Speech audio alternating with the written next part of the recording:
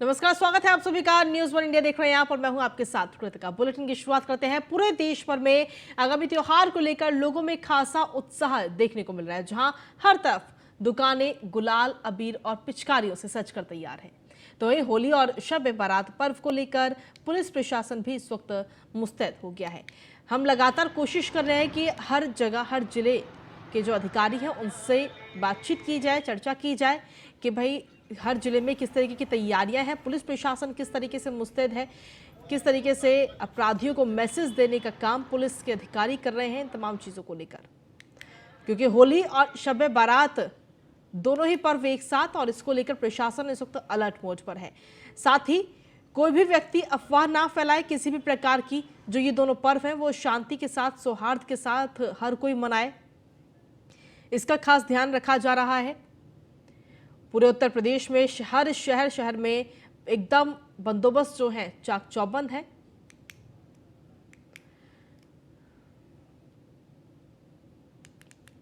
और इस वक्त हमारे साथ में आगरा जोन के एडीजी राजीव कृष्ण जुड़ गए हैं। राजीव जी, बहुत बहुत स्वागत है आपका न्यूज़ वन इंडिया पर। जी धन्यवाद। राजीव जी, देखिए, दो त्योहार है एक साथ, एक होली का त्योहार और दूसरा शब ए बारात। ऐसे में आगरा के अंदर किस तरीके की तैयारियां हैं पुलिस की, प्रशासन की तरफ से? जी, आगरा जोन में जो 7 जिले आते हैं उसमें विशेष तौर पर मथुरा जी। अपने होली के त्योहार के मनाने के ढंग के कारण पूरे विश्व में विख्यात है। यहाँ पर होली का करीब 1 महीने पूरा त्योहार चलता है और विभिन्न प्रकार के मंदिरों में और विभिन्न प्रकार की जगहों पर अलग अलग तरह से होली मनाई जाती है। श्रद्धालु बहुत ही हर्षोल्लास के साथ होली मनाते हैं। जी।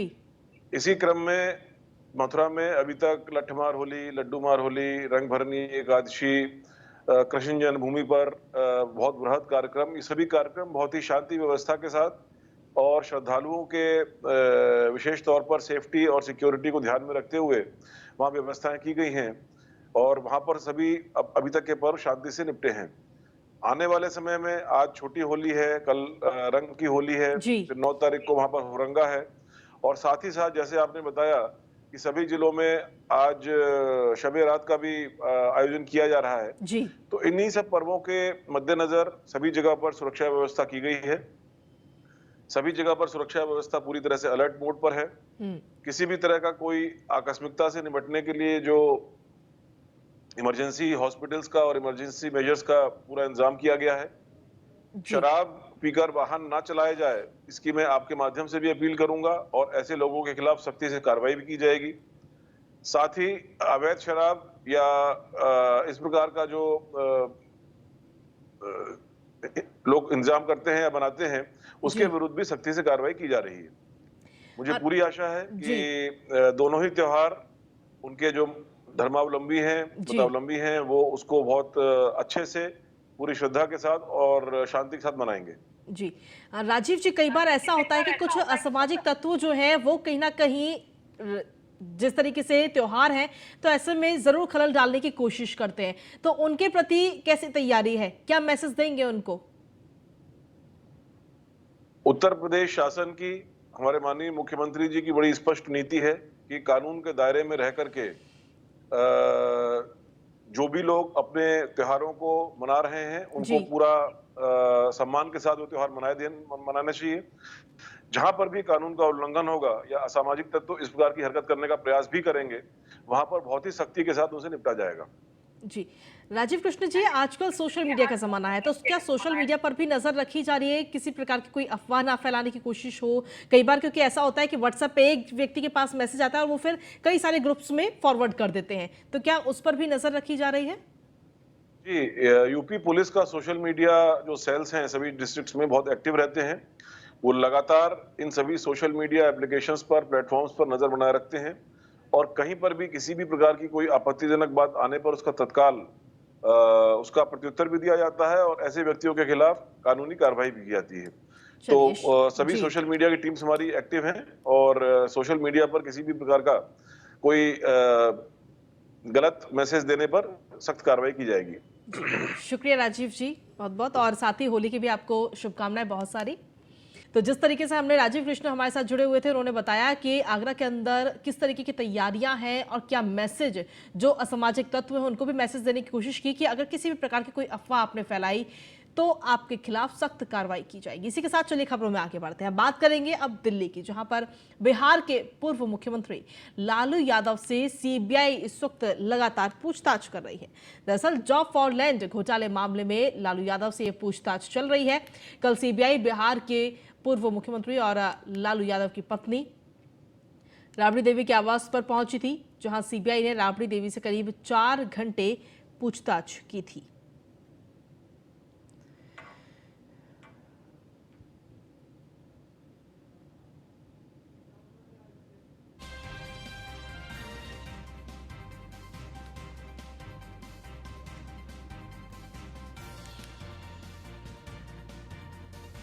तो कल सीबीआई बिहार के पूर्व मुख्यमंत्री और लालू यादव की पत्नी राबड़ी देवी के आवास पर पहुंची थी, जहां पर उन्होंने छापेमारी की थी, जिसके बाद में आज लालू यादव से पूछताछ इस वक्त चल रही है। सीबीआई ने राबड़ी देवी से भी करीब 4 घंटे पूछताछ की थी और अब आज लालू यादव से ये पूछताछ की जा रही है सीबीआई के द्वारा। जॉब फॉर लैंड घोटाले मामले में लालू यादव से लगातार सीबीआई इस वक्त पूछताछ कर रही है दिल्ली के अंदर। ये बड़ी खबर आप तक पहुंचा रहे हैं।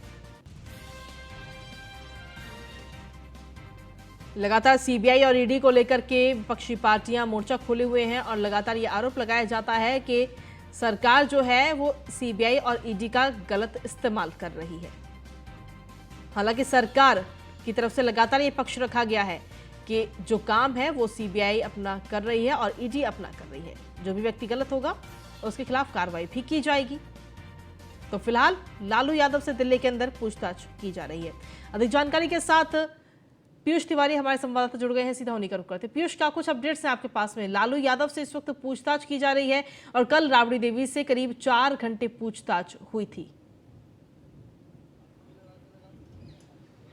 निश्चित रूप से अगर हम बात करें तो जिस तरीके से जो एजेंसियां हैं वो मीसा भारती के दिल्ली स्थित आवास पर पहुंची हुई है, वहां पे लालू यादव भी मौजूद है और लैंड फॉर जॉब की जिस तरीके से स्कैम का मामला निकलकर सामने आ रहा है, करीब 14 साल पुराना ये मामला बताया जा रहा है और इस पे कथित तौर पे जो आरोप है वो लालू प्रसाद यादव पर भी है। तो निश्चित रूप से हर उस बिंदु पर कहीं ना कहीं जो सीबीआई है वो पूछताछ करेगी, क्योंकि थोड़ी देर पहले, करीब 1 घंटे पहले जो सीबीआई है वो मीसा भारती के आवास पर पहुंची हुई है और मीसा भारती के आवास के बाहर अगर हम बात करें तो तमाम दिल्ली पुलिस के जवानों की जो संख्या है वो लगातार बढ़ाई गई है, क्योंकि हर उस बिंदु पर कहीं ना कहीं आज सीबीआई जांच करेगी। क्योंकि आपने देखा कि कल राबड़ी देवी से किस तरीके से पूछताछ हुई, कई बिंदुओं पर पूछताछ हुई। हालांकि जब राबड़ी देवी से इस विषय में आज सवाल किया गया तो उन्होंने कहा कि ऐसा चलता रहता है। तो निश्चित रूप से कहीं ना कहीं लालू प्रसाद यादव की जो मुश्किलें हैं वो लगातार कहीं ना कहीं अभी भी बढ़ती हुई नजर आ रही है, क्योंकि सीबीआई के पास सोर्सेज बताते हैं कि एक पुख्ता एक आधार है, एक आधार बिंदु बनाकर सीबीआई गई है और वहां पे कई सवालों के जो जवाब हैं वो लालू यादव से लेने हैं और यही कारण है कि लगातार जो है वो इस प्रक्रिया में सीबीआई काम कर रही थी। और निश्चित रूप से चूंकि 14 साल पुराना केस है तो किस तरीके से इसको आधार बनाया जाएगा, क्या कुछ सवालात जो है वो सीबीआई पूछेगी। हालांकि जो भी जांच होती है, जो भी पूछताछ होती है वो गोपनीय होती है, लेकिन जिस तरीके से नौकरी देने का मामला सामने आया है उसको लेकर कहीं ना कहीं सीबीआई जो है वो आज लालू यादव से पूछताछ करेगी। जी पीयूष, एक तरह से देखा जाए तो जो विपक्षी पार्टियां हैं वो लगातार केंद्र सरकार पर ये आरोप लगाती रही है कि सीबीआई और ईडी का गलत इस्तेमाल हो रहा है। वहीं सरकार की तरफ से अपना ये पक्ष रखा जाता है कि जो ये संस्थाएं हैं, जो एजेंसियां हैं वो अपना काम कर रही हैं और अपना काम करने दीजिए। इससे पहले आम आदमी पार्टी भी इस तरीके के आरोप लगा चुकी है। देखिए, अगर हम बात करें तो निश्चित रूप से और सबसे बड़ी बात है कि आज भी 2 बड़े नेताओं से पूछताछ या तो हो रही है या होगी, क्योंकि एक तरफ मनीष सिसोदिया से ईडी पूछताछ करेगी और दूसरी तरफ लालू प्रसाद यादव से सीबीआई पूछताछ करेगी। तो निश्चित रूप से विपक्ष की ओर से पत्र जो है वो हाल ही में प्रधानमंत्री को भी लिखा गया था और तमाम तरीके की बातें उसमें कही गई थी कि किस तरीके से जानबूझकर जो एजेंसियां है उनका दुरुपयोग किया जा रहा है विपक्ष के नेताओं को परेशान करने के लिए। और ये जो आरोप है ये नया आरोप नहीं है। जब भी कोई जांच एजेंसी या सुरक्षा एजेंसी इस तरीके से कार्रवाई करती है या कोई भी जांच विपक्ष के नेताओं पर करती है तो इसका सीधा जो आरोप है वो केंद्र सरकार पर मढ़ा जाता है। जब हालांकि चाहे वो केंद्र सत्ता में बीजेपी की सरकार रही हो या कांग्रेस की सरकार रही हो, जो भी विपक्ष में नेता होते हैं अगर उन पर कार्रवाई होती है तो सीधे जांच एजेंसियों के दुरुपयोग का आरोप लगाया जाता है। और यही कारण है कि लालू प्रसाद यादव के मामले में अगर हम बात करें या राबड़ी देवी के मामले में बात करें या हम बात करें मनीष सिसोदिया के मामले में, इस तरीके से जो विपक्ष के तमाम जो आरोप हैं वो ईडी और सीबीआई के दुरुपयोग के लगते रहे हैं। इससे पहले आपने देखा होगा किस तरीके से जब राहुल गांधी को बुलाया गया था ईडी ऑफिस, सोनिया गांधी से पूछताछ हुई, तो निश्चित रूप से तमाम तरीके के जो आरोप है वो जांच एजेंसियों पर, सुरक्षा एजेंसियों पर लगते रहे हैं। लेकिन एक बात स्पष्ट है कि जिस तरीके के गंभीर जो आरोप है वो लालू प्रसाद यादव पे लगे हैं या मनीष सिसोदिया पे लगे हैं, सीबीआई की ओर से लगातार यही कहा जा रहा है और बीजेपी की ओर से कहा जा रहा है कि सीबीआई निष्पक्ष है और पूरी तरीके से निष्पक्षता से जांच कर रही है और अगर कोई दोषी नहीं है तो उसे डरने की भी जरूरत नहीं है। ठीक है, चलिए शुक्रिया तमाम जानकारी देने के लिए पीयूष। और इसी के साथ चलिए बुलेटिन में आगे बढ़ेंगे, बात करेंगे अब गोरखपुर की, जहां पर मुख्यमंत्री योगी आदित्यनाथ ने आज जनता दर्शन का कार्यक्रम किया और सीएम के पास दूर दूर से फरियाद लेकर फरियादी आज पहुंचे। मुख्यमंत्री योगी आदित्यनाथ ने एक एक करके सभी फरियादियों की फरियाद को सुना और फरियादियों के साथ आए बच्चों को उन्होंने चॉकलेट भी दी, उन्हें दुलार करते हुए भी नजर आए। अधिकारियों को त्वरित निस्तारण के निर्देश दिए गए कि जो समस्याएं लेकर ये सभी लोग आए हैं उनकी समस्याओं का जल्द से जल्द निस्तारण किया जाए। आपको बता दें कि मुख्यमंत्री योगी आदित्यनाथ के जनता दर्शन में करीब 500 लोग थे। गोरखनाथ मंदिर में मुख्यमंत्री योगी आदित्यनाथ की तरफ से ये जनता दर्शन का कार्यक्रम आज लगाया गया था।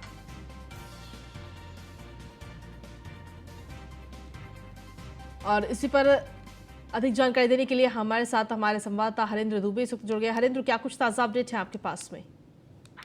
देखिए, उत्तर प्रदेश के मुख्यमंत्री योगी आदित्यनाथ जब जब गोरखपुर आते हैं तो खास तौर से जनता दर्शन का कार्यक्रम अवश्य लगाते हैं और गोरखपुर की जनता के साथ साथ पूर्वांचल की जनता उम्मीद लगा करके रहती है कि मुख्यमंत्री योगी आदित्यनाथ जब आएंगे तो हम उनको अपनी समस्या से अवगत कराएंगे। खास तौर से इसी तरह का आज होली के पावन पर्व पर उत्तर प्रदेश के मुख्यमंत्री योगी आदित्यनाथ बीते दिनों से गोरखपुर में है और आज जनता दर्शन का कार्यक्रम गोरक्षनाथ मंदिर में लगा करके पूर्वांचल के अनेक जिलों से आई जनता की समस्याओं को सुनने का काम किया है।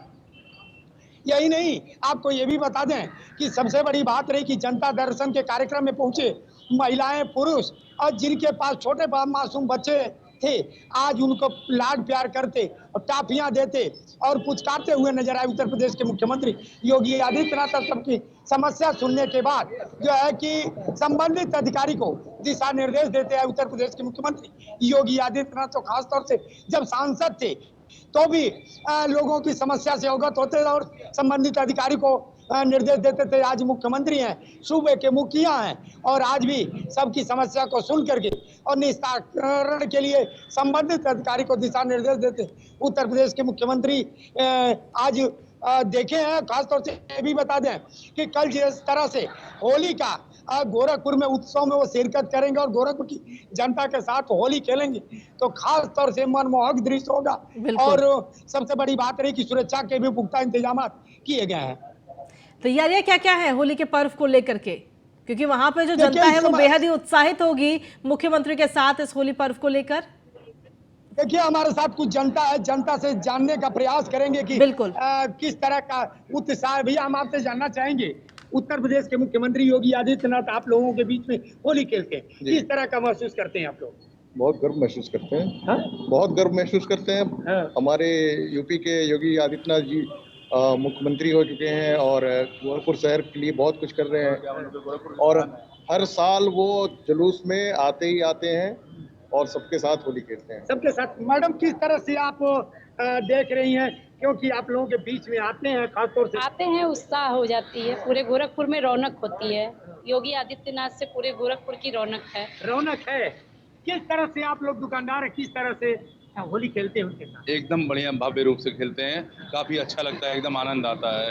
हम लोग के योगी आदित्यनाथ हम लोग के गोरखपुर किसान है, यूपी किसान है हम लोग के। यूपी किसान? बिल्कुल। अभी आप देख रहे हैं कि जिन लोगों से बात की जा रही है उनका मानना है कि उत्तर प्रदेश के मुख्यमंत्री योगी आदित्यनाथ के साथ जी। होली खेलने का एक अलग ही उमंग देखने ठीक को है। मिलता है। इस समय हम होली के जी, बाजार में हैं। बिल्कुल। हम दिखाना चाहेंगे कि होली के बाजार गोरखपुर के सज गए हैं। खरीदारी रंगों की और अबीर गुलाल की बड़े पैमाने पर गोरखपुर की जनता कर रही है और कल उत्तर प्रदेश के मुख्यमंत्री योगी आदित्यनाथ के साथ होली खेलेगी और बड़े धूमधाम के साथ खेलेगी, क्योंकि 2 साल जी, कोरोना काल के बाद ये पहली बार एक ऐसा मौका मिला है लोगों को कि न रुकावट है न कहीं किसी तरह की बिल्कुल। कोरोना काल का गाइडलाइन है। बड़े पैमाने पर लोग इकट्ठा होंगे और उत्तर प्रदेश के मुख्यमंत्री योगी आदित्यनाथ के साथ होली ठीक है। खेलेंगे। जी, चलिए शुक्रिया हरेंद्र तमाम जानकारी और अपडेट्स देने के लिए। और इसी के साथ चलिए बुलेटिन में आगे बढ़ेंगे। मुख्यमंत्री योगी आदित्यनाथ ने आज प्रदेशवासियों को होली की शुभकामनाएं भी दी हैं। होली पर्व की हार्दिक बधाई और शुभकामनाएं आज मुख्यमंत्री योगी आदित्यनाथ की तरफ से दी गई। होली सनातन परंपरा का प्रमुख पर्व है, ऐसा कहना है मुख्यमंत्री का। साथ ही उन्होंने कहा कि सामाजिक समता, सौहार्द एवं उल्लास का प्रतीक है। होली पर्व प्रदेशवासियों के लिए मंगलमय हो, ये तमाम बातें आज मुख्यमंत्री योगी आदित्यनाथ की तरफ से कही गई।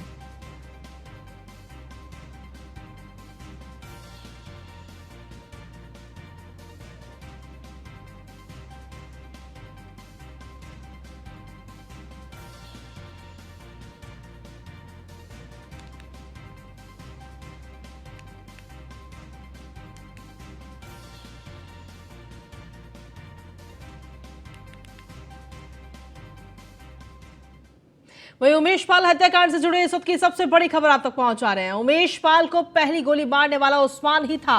शूटर गुलाम के जरिए अतीक गिरोह से ये उस्मान जुड़ा था। लगातार जो पुलिस है वो छानबीन कर रही है, पूछताछ कर रही है, जिसमें एक एक करके सारी कड़ियां कहीं ना कहीं खुलती हुई नजर आ रही हैं। आपको बता दें कि गुलाम उस्मान की नैनी सेंट्रल जेल में मुलाकात हुई थी और गुलाम के साथ उस्मान अतीक से जेल में मिलने भी गया था। गुलाम और उस्मान के कॉल डिटेल्स में भी कई सबूत पाए गए हैं टीम को। उमेश पाल की हत्या के बाद मध्य प्रदेश उस्मान चला गया था। 2 मार्च की रात में वो अपने घर पहुंचा था और जिसके बाद में कल पुलिस ने मुठभेड़ में आरोपी उस्मान को ढेर कर दिया।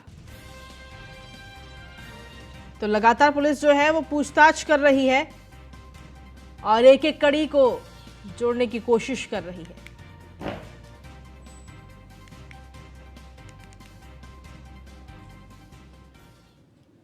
वहीं गाजीपुर पहुंचे सुभाष सपा अध्यक्ष ओम प्रकाश राजभर ने अखिलेश यादव पर जमकर हमला बोला। अखिलेश यादव के गायत्री प्रसाद के घर जाने के सवाल पर कहा कि पिछड़ा सपा का साथ छोड़ चुके हैं, जबकि अखिलेश यादव कारतूस इकट्ठा कर रहे हैं।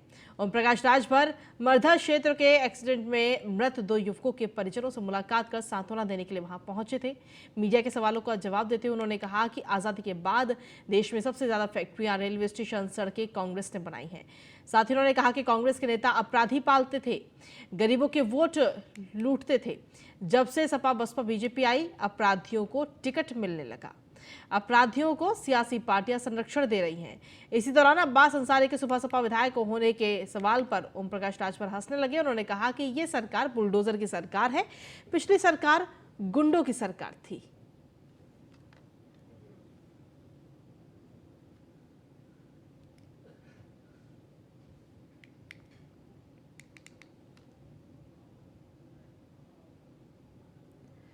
तो अखिलेश यादव पर जमकर बरसते हुए नजर आए हैं ओम प्रकाश राजभर। उन्होंने कहा कि पहले कांग्रेस के नेता अपराधी पालते थे, अब अपराधियों को टिकट मिलने लगा है।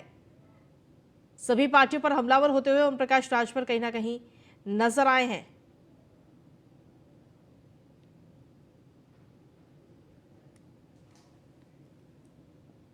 वहीं हापुड़ में होली और शब बारात को लेकर एसपी अभिषेक वर्मा अलर्ट मोड पर हैं। एसपी अभिषेक वर्मा अधिकारियों सहित पुलिस फोर्स के साथ सड़कों पर पैदल गश्त कर रहे हैं। हापुड़ एसपी अभिषेक वर्मा अचानक कोटला मेवातियान पहुंचे और छोटे बच्चों को मिठाई और उपहार भी उन्होंने बांटे। इसी बीच सुरक्षा व्यवस्था को लेकर न्यूज़ 1 इंडिया के संवाददाता ने एसपी से खास बातचीत की। इस दौरान उन्होंने क्या कुछ कहा है वो आपको सुनवाते हैं।